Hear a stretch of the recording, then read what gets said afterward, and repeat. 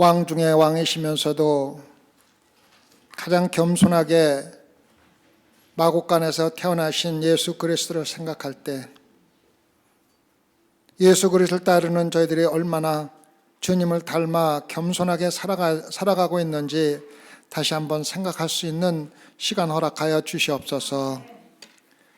만약에 우리 마음속에 아직도 무엇인가로 인하여 자만함이 있다면 더욱 겸손할 수 있는 마음 허락해 주시옵고, 또 우리가 아직도 주님을 왕 중의 왕이여 우리의 구세주로 영접하지 못한 자가 있다면 이 시간 영원한 생명을 허락하여 주시옵소서. 그래야 우리가 이 성전을 나아갈 때 정말 단 한 명도 예수 그리스도를 알지 못하고 나아가는 자 없게 하여 주시옵고, 마음속에 정말 참된 기쁨으로 나아갈 수 있도록 축복하여 주시옵소서. 예수 그리스도의 탄생을 다시 한번 우리 마음속에 새기며 예수 그리스도가 이 세상에 오신 이유를 다시 한번 깨달을 수 있는 귀한 시간 될 수 있게 허락해 주시옵소서. 감사하며 예수님 받들어 기도드렸사옵나이다. 아멘. 성경은 여러분과 제가 잘 알고 있는 것 같이 상당히 많은 부분으로 나누어져 있지만은 성경 전체를 통하여 끊임없이 가르치고 언급하고 있는 단 한 분이 있다는 것을 우리는 쉽게 발견할 수가 있습니다. 그분이 바로 예수 그리스도이며 예수 그리스도를 중심으로 성경 전체가 기록되었다는 것을 우리는 깨달아야 합니다. 모든 선지자가 증언하는 것도 구약의 모든 예언도 예수 그리스도에 대하여 이루어지고 있는 것입니다. 구약 성경에서 하나님의 선지자로 인정을 받기 위해서는 그 사람의 예언이 반드시 이루어져야만 했습니다. 예언이 이루어지지 않았다면 그 예언을 한 선지자는 백성들에게 돌에 맞아 죽임을 당하는 것이 그 당시의 선지자들의 사명이었습니다. 예언에서 나온 증거가 완벽하게 설득력이 있으려면 우리가 읽는 구약 성경의 대부분의 예언이 그러한 것 같이 예언의 의미가 처음에는 우리가 이해할 수 없을 정도로 다소 모호하고 애매해야만 한다는 것입니다. 예언이 분명하게 모든 사람에게 다 알려지고 이해가 된다면은 선지자를 추종하는 사람들이 그 예언을 억지로 의도적으로 성취할 수단을 찾을 수가 있기 때문이며, 또한 반대로 그 예언을 이루어지지 않게 반대하는 사람들이 예언이 성취하는 것을 방해할 수 있기 때문에 우리가 읽고 있는 구약 성경의 예언은 대부분이 우리가 쉽게 이해할 수 없는 말씀으로 기록되어 있는 이유입니다. 그러나 예언이 이루어졌을 때는 이것이 예언한 것이며 분명히 확인할 수 있을 만큼 충분히 정확해야 하고 분명해야 된다는 것은 또한 우리가 예언서에서 찾아볼 수가 있습니다. 예수 그리스도의 탄생에 대한 예언도 마찬가지입니다. 구약 성경학자에 의해서 알려진 구세주의 탄생에 대한 예언이 구약에 456개가 있다고 기록되어 있습니다. 구약에 기록된 구세주에 대한 예언이 모두 이루어진 사람만이, 또 그러한 사람이 있다면 그 사람은 반드시 구세주임에 틀림없다는 것을 우리에게 성경은 가르쳐주고 있습니다. 구세주의 생애와 사역, 십자가에 못 박히심과 죽음과 부활에 대해서 선지자들을 통해서 예언했다는 의미는 하나님께서는 여러분과 제가 구세주에 대하여 분명히 어떻게 태어나실 건가를 미리 알기를 원하셨다는 것입니다. 하나님은 우리가 구세주가 누구인지 알기를 원하셨고, 그가 무엇을 하려고 했으며 무슨 말을 할 것인지를 여러분과 저에게 미리 알려주셨습니다. 그래서 구세주를 기다리는 모든 사람들이 무엇을 찾아야 하는지를 정확하게 알 수 있게 하셨고, 거짓 구세주를 분별하는 말씀을 여러분과 저에게 주셨다는 것입니다. 하나님의 말씀은 구세주의 탄생, 예수님의 고난, 십자가의 못 박히심, 속죄의 능력, 그의 부활 등과 관련된 모든 것을 정말로 놀랍고 구체적인 예언을 통하여 여러분과 저에게 알려주셨습니다.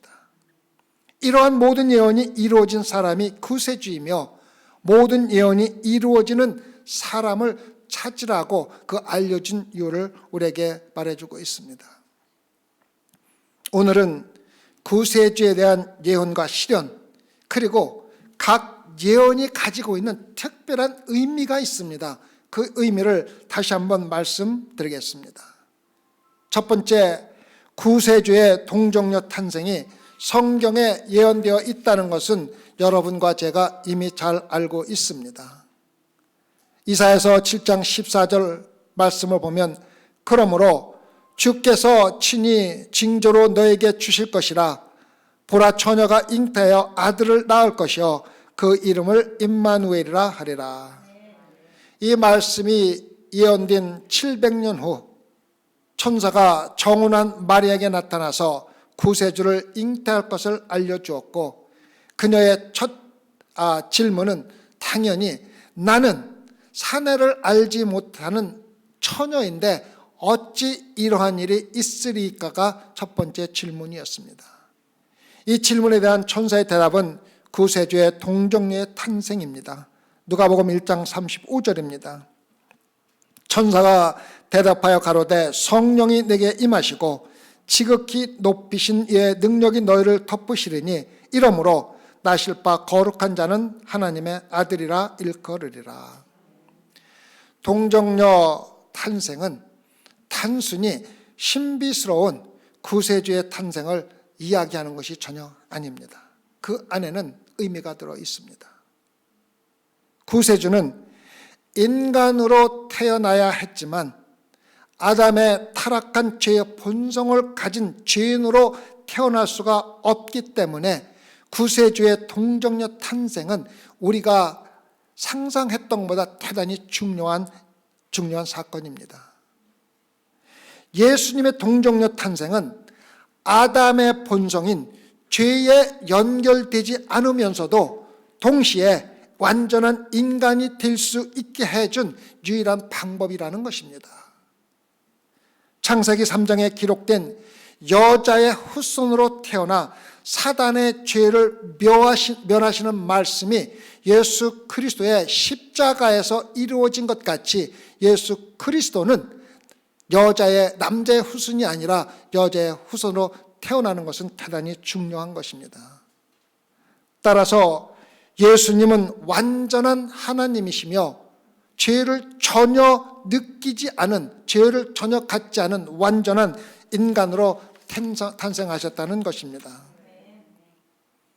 인간의 죄의 본성을 갖지 아니하고 인간으로 태어날 수 있는 유일한 방법은 동정녀 탄생으로 가능했고, 예수님이 사내를 알지 못하는 처녀 마리아를 통하여 태어난 것은 대단히 중요한 예언의 실현입니다. 두 번째, 구세주가 태어난 장소는 역시 대단히 중요한 의미를 가지고 있습니다. 미가서 5장 2절에 베들레헴 에브라다야 너는 유다 족속 중에 작을지라도 이스라엘을 다스릴 자가 내게서 내게로 나올 것이라. 그의 근본은 상고의 태초에이니라. 미래의 이스라엘 왕이 탄생할 곳은 정치적으로 하찮은 베들레헴이라는 마을이 예언되었습니다.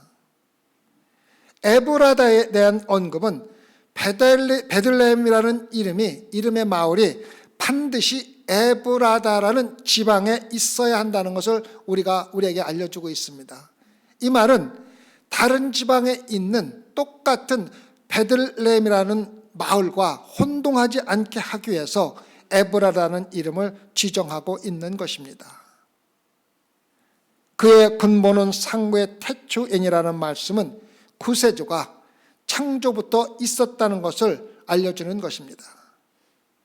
이 표현은 구약에서 하나님의 영원한 존재에서만 표현할 때만 사용한 특별한 단어입니다.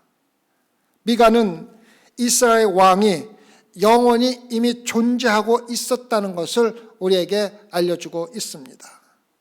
그래서 구세주는 본질적으로 영원히 존재하시는 하나님이 시간과 공간 속으로 베들레헴이라는 작은 마을에서 인간으로 태어날 것을 예언해주고 있었던 것입니다. 이곳은 베들레헴은 다윗 왕의 출생지이며 구세주 왕의 출생지로 예언된 마을이었습니다. 그래서 이 예언은 마태가 기록하는 것처럼 740년 후에 예수 그리스도를 통하여 실현되었습니다. 마태복음 2장 4절에서 6절입니다. 왕이 모든 대제사장과 백성의 서기관을 모아 그리스도가 어디서 나겠느냐 물으니 가로되 유대 베들레헴이오니 이는 선지자로 이렇게 기록된 바 또 유대 땅 베들레헴아 너는 유대 거울 중에 가장 작지 아니하도다. 내게서 한 다스리는 자가 나와서 내 백성 이스라엘의 목자가 되리라 하였음이니라. 베들레헴이라는 이름은 집을 의미하는 베드와 빵을 의미하는 레헴이 합쳐진 히브리어 베들레헴이 된 것입니다. 그래서 그대로 해석을 하면 빵집 혹은 떡집이라는 의미가 됩니다. 그 당시 빵은 양식을 의미했으며 생명의 양식인 예수 그리스도가 양식을 의미하는 마을인 베들레헴에서 태어난 것은 우연의 일치가 아니라는 것입니다. 그래서 베들레헴의 탄생은 영원한 생명의 양식을 주실 구세주의 탄생을 예언한 특별한 의미의 장소입니다. 또한 성전의 양들을 지키고 있던 목자들이 예수님이 탄생하셨을 때 가장 먼저 듣고 마국간으로 와서 예수님을 경배한 것은 또한 우연의 일치가 아니라는 것입니다. 그 당시 목자들은 예루살렘 성전에서 회생 제물로 사용될 양떼를 베들레헴에서 지키고 있었습니다. 베들레헴은 실질적으로 예루살렘에서 5마일 정도밖에 떨어지지 않은 가까운 곳에 있었으며 성전에 사용될 양들을 지키는 장소로 지정되어 있던 곳입니다. 그래서 예수님이 베들레헴에서 하나님의 양으로 희생될 동물이 있는 마국간에서 예수님이 태어나셨다는 것을 우리가 알아야 됩니다. 예수님이 마국간에 태어나신 것은 단순히 겸손한 것을 넘어서 양의 모습으로 우리에게 태어나신 것을 예언해 주고 있는 것입니다.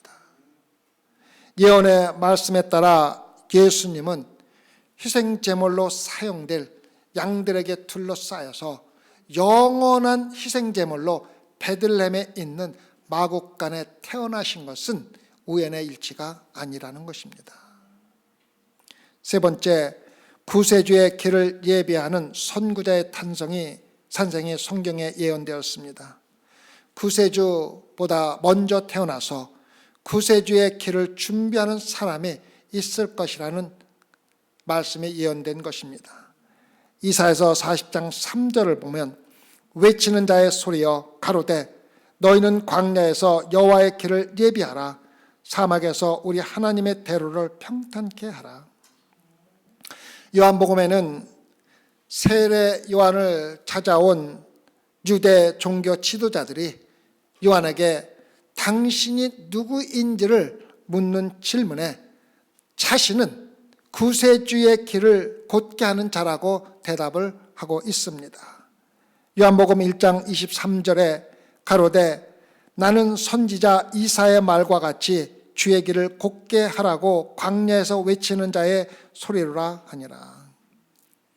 이 당시 예수님이 태어나실 당시에는 왕이 행차를 할 때 왕이 가는 길을 특별히 새로 만들거나 기존에 있던 도로를 평탄하게 하는 것이 관례였습니다. 왕을 위해서 길을 곧게 하거나 준비를 하는 것은 그 당시에 왕을 왕으로 대접하는 관습이라는 것입니다. 다시 말해서 세례 요한은 구세주 왕이 곧 오십니다. 그분을 영접할 마음의 길을 준비하십시오라고 사람들에게 말했던 것입니다. 세례 요한이 마련한 길에서 예수님은 선지자들이 예언한 그대로 기적과 치유의 사역을 통해서 사람들에게 복음을 전했던 것입니다. 네 번째, 구세주의 예루살렘 입성은 또 다른 중요한 예언입니다. 십자가에 못 박히시기 바로 전에 예수님은 예언대로 나귀를 타고 예루살렘에 입성하셨습니다. 선지자 스가랴는 우리가 지금 종료주일이라고 부르는 예수님의 예루살렘 입성에 대해서 정확하게 예언했습니다. 스가랴서 9장 9절을 보면 시온에 따라 크게 기뻐할지어다. 예루살렘에 따라 즐거이 부를지어다. 보라, 네 왕이 네게 임하나니 그는 공의로우며 구원을 베풀며 겸손하여서 나귀를 타나니 나귀의 작은 것 곧 나귀 새끼니라. 그 당시에 나귀는 왕실에서 타고 다니던 교통수단 가운데 하나였습니다. 고대 근동에서 한 나라의 왕이 다른 나라를 방문할 때 나귀를 타고 들어오면 평화스러운 방문이었으며 만약에 말을 타고 들어오면 전쟁을 의미하는 것이었습니다. 스가랴는 예수님이 예루살렘으로 입성하시기 500년 전에 예수님께서 나귀를 타고 예루살렘으로 입성하실 거라고 예언을 했습니다. 스가랴 예언은 500년 후에 예수님이 평화의 왕으로 나귀 새끼를 타시고 예루살렘에 입성하실 적에 그대로 이루어졌다는 것입니다. 요한복음 12장 13절과 15절을 보면 종려나무 가지를 가지고 맞으러 나가 외치되 호산나 찬송하리로다. 주의 이름으로 오시는 이 곧 이스라엘 왕이시여 하더라. 예수는 한 어린 나귀를 만나서 타시니 이는 기록된 바 시온 따라 두려워 말라. 보라, 너희 왕이 나귀 새끼를 타고 오심과 함과 같더라 기록되어 있습니다. 나귀 새끼를 타고 입성하시는 예수님은 근본적으로 이스라엘에게 너희들의 평강의 왕이 오셨다고 선언을 하고 있는 것입니다. 유대인들은 예수님의 입성이 무엇을 의미하는지를 알고 있었습니까? 그들은 왕으로 오시는 예수님께 왕관을 씌울 준비를 하고 있었습니까? 그렇습니다. 정확하게 그 준비를 하고 있었습니다. 그들은 예수님이 타고 오시는 나귀 새끼 앞에서 종려나무 가지를 흔들었다고 기록되어 있습니다. 종려나무 가지는 이스라엘 민족의 희망의 상징이었고 구세주가 로마를 물리치고 이스라엘 민족에게 승리를 가져올 것이라는 그들의 믿음의 상징이 바로 종려나무 가지였으며 그들은 종려나무 가지를 흔들며 왕을 초대하고 있었던 것입니다. 이스라엘 백성들은 로마로부터 이스라엘을 구원할 구세주로 예수님을 왕으로 환영하고 있었던 것입니다. 마가복음 11장 7절을 보면 나귀 새끼를 예수께로 끌고 와서 자기들의 겉옷을 그에 걸쳐둠에 예수께서 타셨다고 기록되어 있습니다. 그들은 예수님이 타신 나귀 새끼 앞에 자신들의 겉옷을 놓았습니다. 중요한 의미가 있습니다. 그들의 겉옷은 그들의 삶을 상징했습니다. 예수님께 그들의 삶 전체를 드리고 그들의 삶을 다스릴 왕으로 권한을 드리고 있었던 것입니다.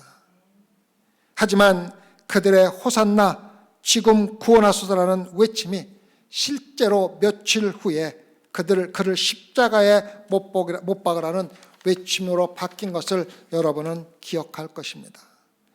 이러한 극단적인 이스라엘 백성들의 마음의 변화는 하나님에 대한 이스라엘 백성들의 패반이며 역시 선지자들의 예언에 기록되어 있는 말씀입니다. 이것이 바로 다섯 번째 말씀입니다. 성경은 방금 말씀대로 구세주에 대한 배반을 예언했습니다. 스가랴서 11장 12절입니다. 내가 그들에게 이르되 너희가 좋게 여기거든 내 고가를 내게 주고 그렇지 아니하거든 말라. 그들이 곧 은 30을 달아서 내 고가를 삼은지라 기록되어 있습니다. 하나님의 선지자 스가랴는 자신의 생명을 돌보지 않고 이스라엘 양들을 보호하고 돌보는 목자로 삶을 전적으로 희생했습니다. 하지만 하나님의 은총을 잊어버리고 하나님을 대적하는 이스라엘 백성들에게 스가랴는 그들의 목자가 된 대가를 요구했고 이스라엘 백성들은 은 30을 달아서 주었다고 말씀에 기록되어 있습니다. 이 당시 은 30은 불구자가 된 노예, 즉 피를 흘려 거의 가치가 없는 노예에게 지불해야 하는 금액이었으며 이스라엘 백성들을 돌보고 보호한 스가랴 선지자를 가치가 하나도 없는 불구가 된 노예를 취급하는 정말로 믿을 수 없는 모욕적인 대접을 하고 있는 것입니다. 이 예언은 선한 목자인 예수님이 은 30에 팔려가면서 불구자인 노예처럼 대접을 받을 것을 예언하고 있는 것이며 구체적으로 실현된 것입니다. 마태복음 25장 15절과 16절을 보면 내가 예수를 너에게 넘겨주리니 얼마나 주려느냐 하니 그들이 은 30을 달아 주거늘 저가 그때부터 예수를 넘겨줄 기회를 찾더라. 이것은 정말 놀라운 예언이 믿을 수 없을 정도로 구체적으로 실현된 것입니다. 자신의 생명까지 바친 선한 목자인 예수님은 이스라엘 백성들에게 불구가 된 노예보다 더 가치없는 존재로 여겨지는 심한 모욕을 당하신 것을 여러분과 저는 잘 알고 있습니다. 하지만 그것이 전부가 아닙니다. 스가랴서 11장 13절을 보면 여호와께서 내게 이르시되 그들이 나를 헤아린 바 그 준가를 토기장이에게 던지라 하시기로 내가 곧 그 은 30을 여호와의 전에서 토기장이에게 던졌다고 기록되어 있습니다. 이 예언을 마음에 새기고 예수님께서 체포되어 사형을 선고받은 후에 유다가 종교 지도자들에게 돌아갔을 때 어떤 일이 일어났는지를 살펴보겠습니다.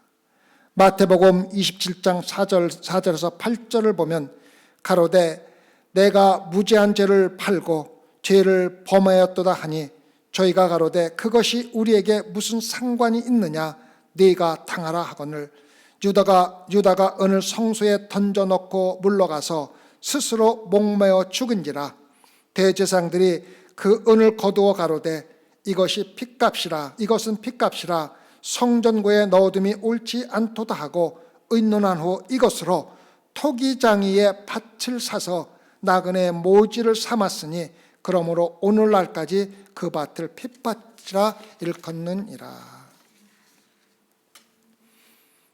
예수님이 탄생하시기 몇백 년 전에 기록된 구약의 예언이 예수님을 통하여 얼마나 구체적으로 정확하게 이루어지는지를 보면서도 여러분의 마음속에 감동이 전혀 없습니까? 여섯 번째입니다. 구세주의 십자가에 못 박히심이 예언되어 있습니다. 다윗은 자신의 시편 중 하나에서 다음과 같이 예언했습니다. 시편 22편 16절입니다. 개들이 나를 에워쌌으며 악한 무리가 나를 둘러 내 수족을 찔렀나이다. 다윗이 이 시편을 기록할 당시에는 십자가의 처형 자체가 없었습니다. 그래서 다윗은 그가 전혀 보지도 못하고 알지도 못하는 처형과 고난의 장면을 실질적으로 예언하고 있는 성령의 역사입니다. 이 말씀이 기록된 후 500년이 지나서야 비로소 십자가의 처형이 처음 시작되었던 것입니다. 지금 이것으로 말하면 전기가 발명되기 전에 누군가가 전기 의자에서 처형당하는 상황을 기록한 것과 똑같은 것입니다. 이것이 모든 예언들이 정말 성령의 역사에 의해서 기적적으로 이루어졌다는 하나님의 말씀이라는 것을 다시 한번 우리에게 상기시켜주고 있는 것입니다. 다윗은 같은 시편에서 구세주의 죽음을 구체적으로 예언하며 다음과 같이 기록했습니다. 시편 22편 18절입니다. 내 겉옷을 나누며 속옷을 제비 뽑나이다. 이 말씀이 기록된 후 약 1000년 뒤에 예수님의 속옷을 제비 뽑아 나누면서 예수님에 대한 구세주의 예언이 구체적으로 실현된 것을 잘 알고 있습니다. 요한복음 19장 23절에서 24절을 보면 군병들이 예수를 십자가에 못 박히고 그의 옷을 취하여 네 깃에 나눠 각각 한 깃씩 얻고 속옷도 취하니 이 속옷은 호지 아니하고 위에서부터 통으로 짠 것이라. 군병들이 서로 말하되 이것을 찢지 말고 누가 얻나 제비 뽑자 하니 이는 성경에 저희가 내 옷을 나누고 내 옷을 제비 뽑나이다 한 것을 응하게 하려 함이라. 예수 그리스도를 통하여 이루어진 456개의 예언이 있지만 마지막으로 구세주의 부활에 대한 예언 하나만 더 보고 설교를 마치겠습니다. 7번째, 죽음을 이기고 사망을 영원히 멸하시는 구세주의 부활이 예언되어 있습니다. 이사야서 25장 7절과 8절을 보면 또 이 산에서 모든 민족의 그 가려진 면박과 멸방의 그 덮인 휘장을 제하시며 사망을 영원히 멸하실 것이라. 주 여호와께서 모든 얼굴에서 눈물을 씻기시며 그 백성의 수치를 온 천하에서 제하시리라. 여호와께서 이같이 말씀하셨느니라. 이사야 선지자의 예언과 같이 예수님이 십자가에 돌아가실 때 성소 휘장이 위로부터 아래까지 찢어져 둘이 되면서 예수님이 죄로 가려진 휘장을 제하신 예언이 이루어진 것입니다. 또한 예수님은 십자가에서 죽은 지 3일 만에 부활하셔 사망을 영원히 멸하셨으며 하나님의 장막이 우리와 함께 하실 때 모든 눈물을 그 눈에서 씻기심에 다시 사망이 없고 애통하는 것이나 곡하는 것이나 아픈 것이 다시 있지 아니한 새 하늘과 새 땅을 여러분과 저를 위해서 마련해 놓은 것입니다. 예수 그리스도의 탄생은 십자가의 죽음과 부활로 연결이 되어야만 참된 의미가 있는 것입니다. 예수님의 탄생은 우리에게 영원한 생명을 주기 위해서 죽음을 이기고 부활하시어 여러분과 저의 부활의 첫 열매가 되기 위한 예언의 성취입니다. 사도 바울은 예수 그리스도의 죽음과 부활을 언급하면서 이사야서에서 예언된 말씀을 인용하여 우리가 예수 그리스도 안에서 얻은 승리와 부활의 능력 안에서 우리 자신의 영원한 생명에 대하여 다음과 같이 기록하고 있습니다. 고린도전서 15장 54절에서 56절입니다. 이 썩을 것이 썩지 아니함을 입고 이 죽을 것이 죽지 아니함을 입을 때에는 사망이 이김에 삼킨 바 되리라 기록된 말씀이 응하리라. 사망아 너의 이기는 것이 어디 있느냐? 사망아 너의 쏘는 것이 어디 있느냐? 사망에 쏘는 것은 죄요 죄의 권능은 율법이라. 영생은 구약의 예언을 완전하게 이루신 하나님의 아들이신 예수 그리스도를 통해서만 유일하게 주어질 수가 있는 것입니다. 이러한 예언은 많은 사람들이 너무 쉽게 무시하고 거부하며 살아가고 있지만 실제로 그대로 이루어진 절대로 반박할 수 없는 진리입니다. 모든 구세주에 대한 예언은 예수 그리스도를 통하여져만 이루어졌으며 예수가 구세주라는 것을 증명해 주고 있습니다. 우리가 예수를 우리의 구세주로 영접하는 것은 수없이 많은 모든 예언이 예수님을 통하여 그대로 이루어졌기 때문에 믿는 것이지 그대로 무조건 믿는 것이 아닙니다. 예수님을 통한 수없이 많은 예언의 성취를 근거로 저는 여러분이 저와 함께 예수님은 나의 구세주이십니다. 예수님은 진정한 나의 왕이십니다. 예수님은 나의 부활의 예가 되었습니다라고 선언하고 정말로 영원한 생명을 얻는 부활에 동참할 수 있기를 초대하는 것입니다. 함께 기도하십시다. 예수님이 우리의 구세주가 되신 것은 그냥 구세주가 되신 것이 아니라 456개의 예언을 그대로 있는 그대로 실현하신 하나님의 아들임을 다시 한번 확인해 주심을 감사를 드립니다. 오늘 함께 예배드리는 소망교회 성도 단 한 명도 빠짐없이 그러한 예언의 성취를 근거로 예수 그리스도를 구세주로 영접하는 축복을 허락하여 주시옵소서. 그리하여 오늘 예배드린 자 중에 구원받지 못하고 영원한 생명을 얻지 못하는 자는 단 한 명도 없도록 특별한 은혜를 허락하여 주시옵소서. 감사하며 예수님 받들어 기도드렸사옵나이다.